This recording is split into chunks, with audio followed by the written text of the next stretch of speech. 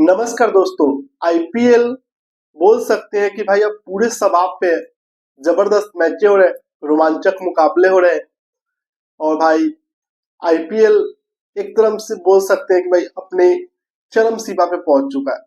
भाई सारी टीमें लगभग अपने 70% मैचेस खेल चुकी है। और भाई किसी के 5 मुकाबले बचे हुए, किसी के 4 ही मुकाबले बचे हुए। तो भाई पॉइंट टेबल का क्या हाल है और कैसे टीमें प्लेऑफ के लिए क्वालिफाई कर जाएंगी। तो सबसे पहले हम बात करेंगे भाई कि जो टॉप की टीमें हैं, बेंगलोर जो कि भाई एकदम अभी पॉइंट टेबल के टॉप पे बनी हुई है। और भाई और भी टीमें हैं जैसे मुंबई जो कि भाई लगातार अपने 5 मुकाबले जीत के भाई नंबर 2 पे आ चुकी है। तो ये टीमें कैसे क्वालिफाई करेगी और क्या नीचे की टीमों का भी मतलब कुछ ऐसा हो सकता है कि वो प्लेऑफ के लिए क्वालिफाई कर जाए, इसके बारे में भी बात करेंगे। तो सबसे पहले हम बात कर लेते हैं कि भाई इन टीमों जो टीमें टॉप पे है और भाई नीचे की टीमें हैं वो कितने मैचेस चाहिए इनको जीतने के लिए, और भाई क्या है पॉइंट टेबल का हाल। आइए थोड़ा जल्दी से जान लेते हैं कि पॉइंट टेबल का हाल क्या है। तो भाई सबसे पहले आरसीबी की बात करते हैं। 10 मुकाबले खेले, 7 जीते, 3 में हार मिली है, 14 पॉइंट से। और इनको भाई प्लेऑफ में पहुंचने के लिए बहुत ज्यादा मशक्कत करने की जरूरत नहीं पड़ेगी।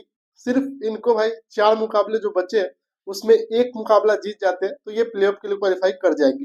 वही मुंबई इंडियंस की बात करें भाई, 10 मुकाबले ये भी खेले हैं, एक मुकाबला कम जीता है आरसीबी से, 6 मुकाबले जीते हैं। लेकिन नेट रन रेट इनका बहुत ही जबरदस्त है। जितनी भी टीमें हैं उसमें नेट रन रेट मुंबई और जीटी का बहुत ही जबरदस्त है। भाई मुंबई की बात करें भाई तो 12 पॉइंट से, और इनको 4 मुकाबले में 2 जीत तो चाहिए। अगर ये 4 मुकाबले में चारों जीत जाए इसमें भी कोई आश्चर्य नहीं होगा जिस तरह का प्रदर्शन मुंबई इंडियंस का रहा है। गुजरात टाइटंस भाई 9 मुकाबले खेले हैं। जितने भी मतलब टीम है उसमें गुजरात टाइटंस का जो पॉइंट्स टेबल के आधार पर अगर बात करें हम तो भाई 9 मुकाबले खेले हैं, 12 पॉइंट्स है, 6 जीते हैं, 3 हार मिली है। लेकिन भाई गुजरात टाइटंस मतलब पिछले कुछ मुकाबले से उनका जो बल्लेबाजी है वो तो क्लिक कर रहा है, गेंदबाजी नहीं कर रहा है। और भाई वैभव सूर्यवंशी ने गुजरात टाइटंस के खिलाफ जो रन बनाया उससे गुजरात टाइटंस थोड़ी सी टूटी होगी। देखना पड़ेगा कि भाई प्लेऑफ में कैसे वो अपने आप को लाती है। हालांकि उनको भी 2 मुकाबले जीतने हैं और उनके मुकाबले बचे 5। जो नंबर 4 पे डीसी है जो कि एक समय पॉइंट्स टेबल के टॉप पे थी काफी समय तक। भाई लगातार 4 मुकाबले जीती थी लेकिन अब 5 में से 3 मुकाबले हार चुकी है। और भाई डीसी हो सकता है कि प्लेऑफ के रेस से भी बाहर हो जाए, ऐसा मुझे लगता है। आपको क्या लगता है आप कमेंट करके बताएं। भाई ये 6 जीत के साथ 12 पॉइंट्स चौथे नंबर पे अभी है। पंजाब और सीएसके का मुकाबला आज है। 9 मुकाबले में पंजाब की 11 पॉइंट से, एक मैच इनका केकेआर से धुला था। और भाई इनको भाई 11 पॉइंट्स के मतलब अभी है। और इनको भाई 5 मुकाबले में भाई अगर 3 जीत जाते हैं तो बहुत अच्छी बात रहेगी। 2 भी जीत के भी ये प्लेऑफ के लिए क्वालिफाई कर सकते हैं क्योंकि भाई 15 पॉइंट्स के साथ, 14 पॉइंट्स के साथ भी टीमों ने क्वालिफाई किया है। लखनऊ सुपर जायंट्स का नेट रन रेट उतना अच्छा नहीं है, माइनस में नेट रन रेट है। 10 मुकाबले में 5 जीते हैं, 5 हारे हैं। तो भाई लखनऊ एक ऐसी टीम लगती है कि भाई कुछ भी कर सकती है। भाई जीता जीता मैच हार सकती है और भाई हारा हुआ मैच जीत भी सकती है। निकोलस पुरन का बल्लेबाजी चल नहीं रहा है, स्टार्टिंग के मैचों में काफी चला था और इसके कारण लखनऊ सुपर जायंट्स ने जीता था।